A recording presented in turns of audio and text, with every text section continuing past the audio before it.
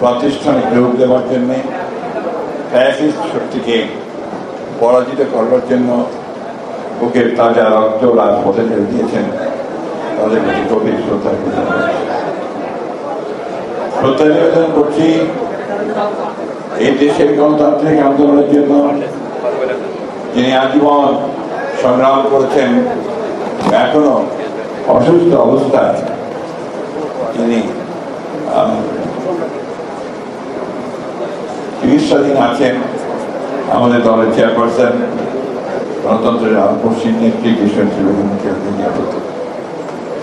একই সঙ্গে শ্রদ্ধা জানাচ্ছি এই দেশের অসংখ্য গণতান্ত্রিক আমি দেশপ্রেমী মানুষ যারা বিগত সরকারের অর্থাৎ ফ্যাসিস্ট সরকারের অত্যাচারে নির্যাতিত নিপীড়িত হয়ে প্রাণ হারিয়েছেন। আমি আল্লাহর কাছে দোয়া চাইছি অত্যন্ত আন্তরিকতার সঙ্গে আমাদের জিয়া পরিষদের যিনি প্রধান ডক্টর অধ্যাপক কুদ্দুস বীর মুক্তিযোদ্ধা দীর্ঘকাল অসুস্থ হয়ে প্রায় 9 মাস অসুস্থ হয়ে হাসপাতালে আছেন, তার আরোগ্যর জন্য আল্লাহ তাআলার কাছে দেওয়া। সমাজের অত্যন্ত বিশিষ্ট ব্যক্তি, কেউ শিক্ষক আছেন, কেউ অধ্যাপক, কেউ আপনার প্রকৌশলী, কেউ আছেন শিক্ষক, এবং আমি যত জানি ব্যাংকের সবাই আছেন। পেশাজীবীরাই মূলত জিয়া পরিষদে জড়িত আছেন। জিয়া পরিষদ যখন গঠন করা হয় তখন সম্ভবত যারা গঠন করেছিলেন তাদের মূল উদ্দেশ্য ছিল যে বাংলাদেশের রাজনৈতিক ইতিহাসে যে অসাধারণ মেধা সম্পন্ন এবং সাহসী সৎ নেতার জন্ম হয়েছিল শহীদ প্রেসিডেন্ট জিয়া বীর উত্তম, তার জীবনকে ভবিষ্যৎ প্রজন্মের কাছে তুলে ধরার জন্য জিয়া পরিষদের আমার মনে হয় প্রতিষ্ঠা করা হয়েছে।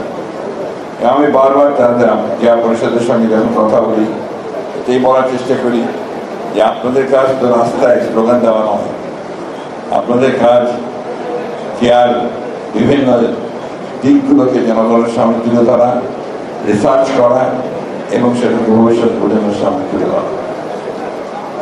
কিছু কিছু কাজ তারা করেছেন, আমার মনে হয় এটা আরো গভীরভাবে একটা সুনির্দিষ্ট লক্ষ্যকে সামনে রেখে এই কাজগুলো করা দরকার।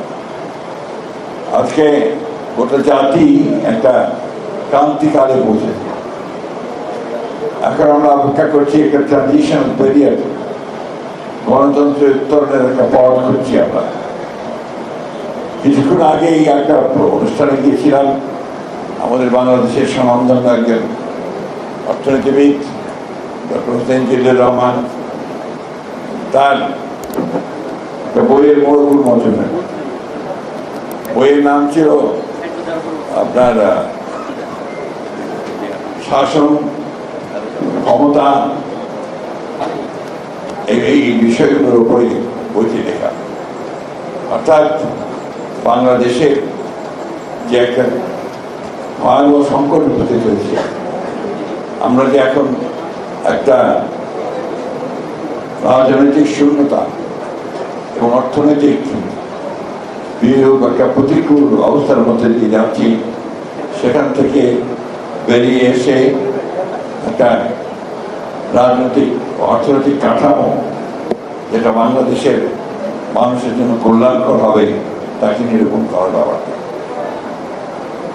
আসলে আওয়ামী লীগ যে ফ্যাসিস্ট শক্তি, তারা যে ক্ষতিটা বাংলাদেশের করে দিয়ে গেছে, এই ক্ষতিটা পূরণ হতে কিন্তু আপনার এত সহজে হবে না। তারা সমস্ত প্রতিষ্ঠানগুলোকে ধ্বংস করেছে। শুধুমাত্র বিচার বিভাগ অথবা আপনার প্রশাসন অথবা অন্যান্য স্বাস্থ্য বিভাগ, ইউনিভার্সিটিগুলোকে এরা ধ্বংস করেনি, তারা রাজনৈতিক দলগুলোকেও ক্ষতিগ্রস্ত করেছে। দীর্ঘ 15 বছর অত্যাচার নির্যাতন করে এই গণতন্ত্রকামী যে রাজনৈতিক দল তাদের স্ট্রাকচার সেটাকে তারা বিনষ্ট করেছে, ধ্বংস করেছে, আমরা সবাই জানি। এখন যেটা প্রয়োজন, বর্তমান যে অন্তর্বর্তীকালীন সরকার প্রফেসর ডক্টর ইউনূসের নেতৃত্বে কাজ করছেন, একটা সংস্কারের মধ্য দিয়ে আপনার গণতন্ত্রে ফিরে যাওয়া, এই বিষয়টাই একটি প্রধান বিষয়। আমরা এটা আগেই উপলব্ধি করেছিলাম। বিএনপির বিশেষ করে দেশের বেগম খালেদা জিয়া তিনি উপলব্ধি করেছিলেন যে বর্তমান যে রাষ্ট্র কাঠামো এর মধ্যে দেশকে সামনে এগিয়ে নিয়ে যাওয়া অত্যন্ত কঠিন, যে কারণে তিনি 2016 সালেই ভিশন 2030 এই একটা আপনার তার দৃষ্টিভঙ্গি তিনি তুলে ধরেছিলেন যে আমরা এইভাবে রাষ্ট্রের পরিবর্তন হতে পারি। তার মধ্যে এখন যে বিষয়গুলো নিয়ে কথা হচ্ছে, আমরা প্রতিদিন টেলিভিশনে টক শো শুনছেন, সংস্কার নিয়ে কথা হচ্ছে, প্রত্যেকটা বিষয় সেখানে ছিল। এই যে আপনার উচ্চকক্ষের পার্লামেন্ট, বিচার বিভাগের স্বাধীনতা, প্রশাসনের সংস্কার, সব মিলিয়ে কিন্তু এই বিষয় 2030 দেওয়া হয়েছিল। একইভাবে আমাদের নেতা তারেক রহমান সাহেব তিনি 2022 সালে 31 দফা কর্মসূচি দিয়েছিলেন, যেটার মধ্যে আমূল রাজনৈতিক অর্থনৈতিক পরিকল্পনার কথা বলা হয়েছে, পরিবর্তনের কথা বলা হয়েছে। এখন এটা রাতারাতি সম্ভব না। অনেকে মনে করছেন যে কয়েকজন লোক সংস্কার যারা করছেন তারা কতগুলো বৈঠক করে আপনার সংস্কারে কত বিষয় নিয়ে এসে জনগণকে দিয়ে দিলেন আর সংস্কার হয়ে গেল। সেভাবে সংস্কার হয় না। সংস্কার হতে হবে একটা প্রক্রিয়ার মধ্য দিয়ে। It's a continuous process. আপনি চাইলেন আর কালকে পুলিশ ঘুষ খাওয়া বন্ধ করে দেবে, এটা মনে করার কোনো কারণ নাই। স্ট্রাকচারটা তৈরি করতে হবে এমনভাবে যাতে করে সে ঘুষ না খায়। ঠিক একইভাবে আমাদের যে আমলাতন্ত্র, এই আমলাতন্ত্র এটা আমাদের উন্নয়নের পথে একটা বড় বাধা। নেগেটিভ ব্যুরোক্রেসি, নেগেটিভ ব্যুরোক্রেসিকে পজিটিভ ব্যুরোক্রেসি করতে হবে। তার জন্য যা যা করা দরকার, অর্থাৎ মূল কাজ হচ্ছে জনগণের সঙ্গে সম্পৃক্ত করা, সেই বিষয়গুলো করতে হবে। অর্থাৎ রাজনৈতিক দলগুলোর মূল লক্ষ্য হওয়া উচিত জনগণের কাছে চলে যাওয়া, জনগণের কাছ থেকে তাদের কি